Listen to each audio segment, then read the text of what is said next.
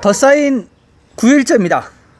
9일째 날짜 이름은 마하나밤이라고 하는 날입니다. 더 쌓인 명절을 하다 보니까는 PCR 테스트 숫자가 좀 줄었어요. 그러다 보니까 전체적으로 코로나 확진자가 좀 줄은 형국을 좀 보이고 있습니다. 아무튼 뭐 어제에 이어서 오늘도 확진자가 좀 줄은 소식을 전해드리게 되었습니다. 안녕하십니까 자TV 시청자 여러분, 카트만두에서 최일수 인사드립니다. 10월 25일 일요일 네팔 소식 전하는 시간 갖도록 하겠습니다. 총 확진자는 2,856명 늘었습니다. 2,856명이 늘어서 지금 현재 15만 8,089명 기록하고 있고요. 카트만두도 역시 조금밖에 안 늘었습니다. 1,535명이 늘었습니다. 카트만두 1,535명이 늘으면서 69,498명. 내일이면 아마 카트만두 7만 명 돌파할 것 같고요. 카트만두 좀 세세하게 보겠습니다. 카트만두 디스트릭트가 1,225명, 랄리푸르가 147명, 박타푸르가 163명입니다. 활성 사례도 좀 체크하겠습니다. 어제보다 살짝 줄었습니다. 활성 사례 카트만두 디스트릭트가 19,826명, 랄리푸르가 2,430명, 박타푸르가 1,494명. 그래서 어제 24,000명대였는데 23,000명대로 줄었습니다. 23,750명.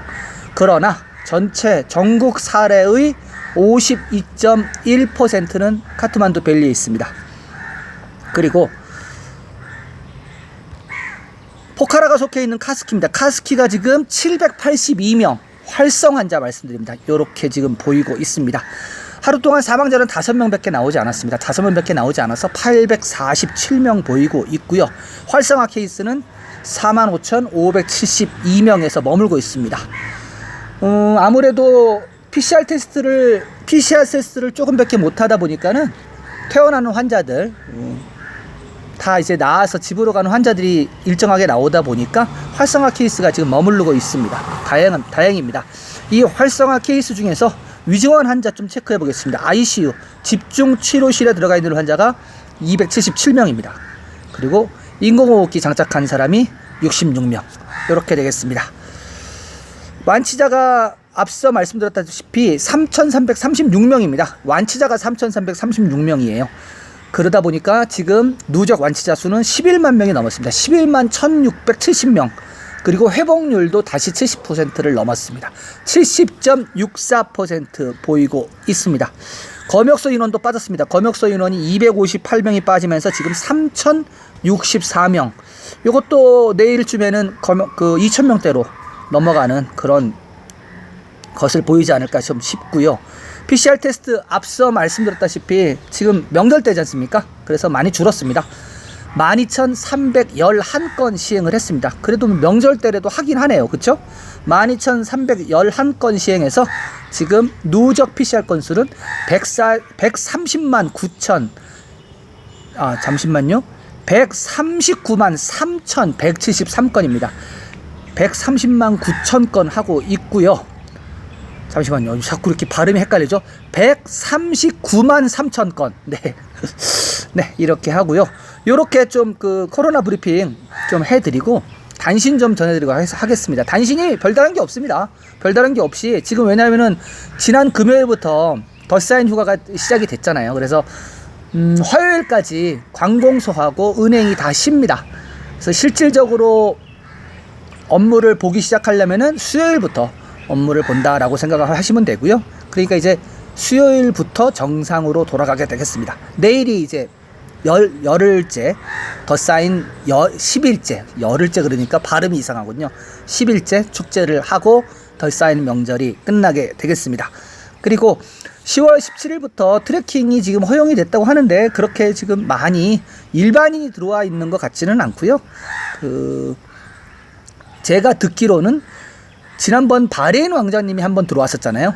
바레인 말고 카타르 쪽에서도 왕가 쪽에서 또 아마다블람 쪽에 등산을 한다는 소식을 제가 들은 적이 있습니다. 아무튼 뭐 10월 17일부터 트레킹을 허용을 해서 하고는 있지만 일반인 관광객보다는 아무래도 좀 특수한 신분에 있는 사람들 위주로 좀 오신다.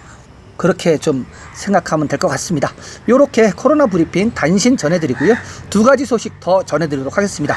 두 번째 소식, 까날리 정부는 라우떼 보호 펀드를 설립했습니다.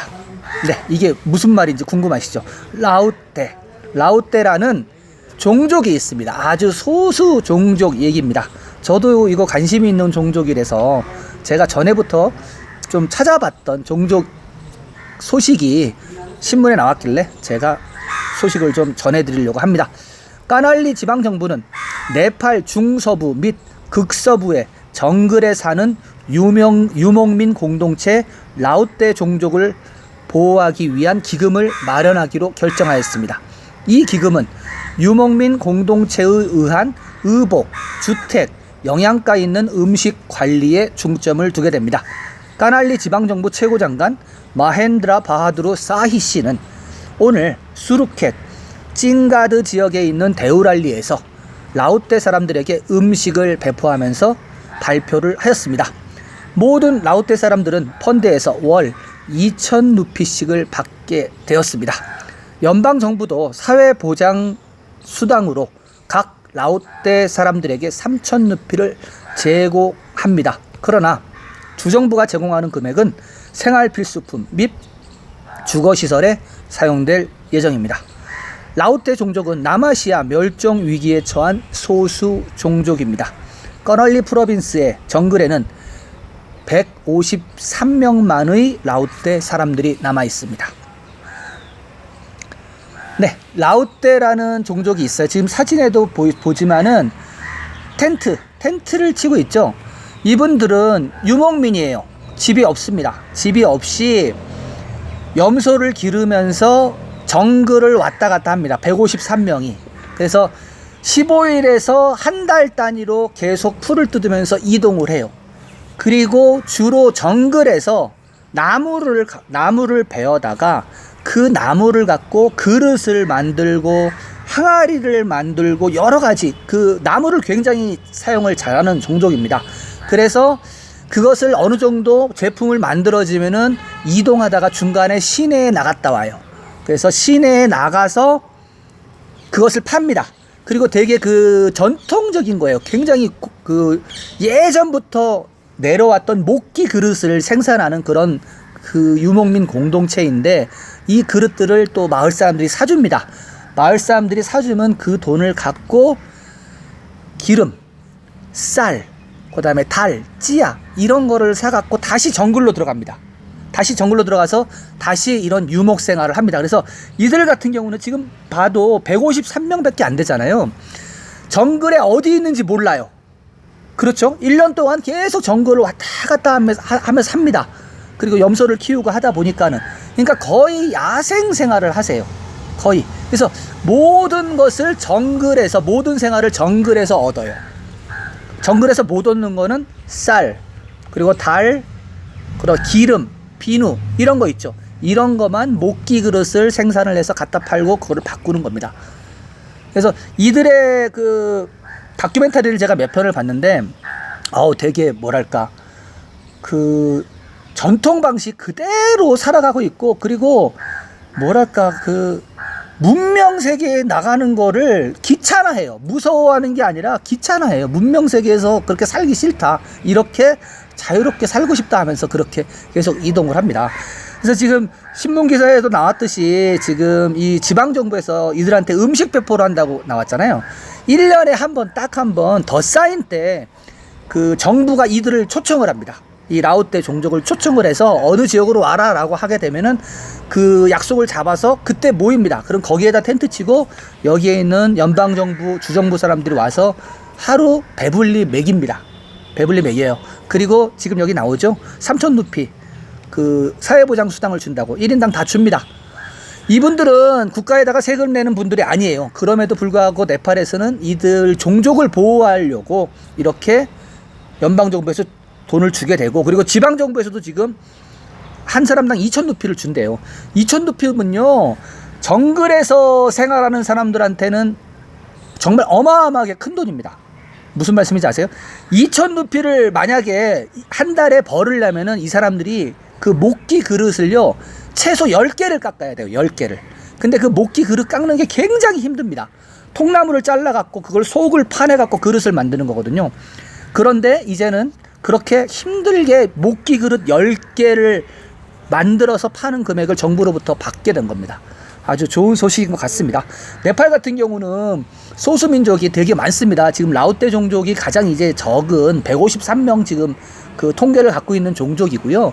이들은 글자도 그 네팔 글자를 몰라요. 라오떼 종족 그들만의 언어를 막 쓰고, 그리고 네팔이 지역은 작아도, 나라는 작아도 언어가 말하자면 그 모국어로 쓰는 언어가 120개가 넘습니다. 120개가 넘고 종족은 그거보다 더 넘어요. 소수 종족들 중에서 언어를 갖고 있지 않은 종족도 있거든요. 그쵸? 근데 언어가 있다고 하는 종족이 유네스코에서 조사한 게 122개인가 나와요.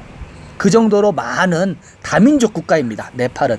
그 중에서 이 라오떼, 이 유목민 공동체는 집도 없고, 뭐, 아무 재산도 없이 그냥 텐트 접어서 옮길 수 있을 정도의 집만 갖고 정글에서 이동 생활을 합니다. 그래서 이들을 지키기 위한 여러 이런 그 정부들의 노력도 있고요. 외국 NGO들도 많이 도와줍니다. 이들은 되게 고대 방식대로 생활을 하고 있기 때문에 되게 뭐랄까 관찰할 것도 많고 연구할 것도 많고 그렇다고 합니다. 아무튼 또 제가 좋아하는 또 꺼날리 소식을 또 이렇게 전해드리게 됐습니다. 네, 두 번째 이 라오떼 부족 얘기는 이렇게 좀 전해드리고요. 세 번째 소식으로 넘어가겠습니다. 제목은 1년에 하루만 여는 탈레주 사원이 올해는 열지 않았습니다. 네, 1년에 하루만, 지금 아까도 두 번째 소식에 그 라오떼 그 부족들한테 그 식사를 대접하는 그런 문화가 있듯이 1년에 하루만 탈레주 여신 사원이 있습니다. 카트만두에 오면은 1년에 하루만 딱 열어요. 그 어제도 전해드렸죠. 어제도 무슨 신이었죠? 두루가 여신 소식을 전해드렸는데 탈레주도 여신입니다. 굉장히 그 추앙받는 여신인데 여신 사원이 굉장히 큽니다. 굉장히 높고 궁전보다 높아요. 1년에 한 번 여는데 올해 못 열게 됐다는 소식을 좀 전해드리겠습니다. 카트만두 하누만독가 궁전에서 마하 나마비 날에 1년 한 번만 개장하는 탈레주 바바니 사원은 코로나로 인해 올해 개장하지 않았습니다. 1년에 한 번만 열리는 탈레주 바바니 사원은 매년 어신 수쿨라 나바미 또는 마하 나바미에서만 열리는 전통이 있습니다. 1년에 하루만 개장하기 때문에 참배객들로 붐볐었는데요.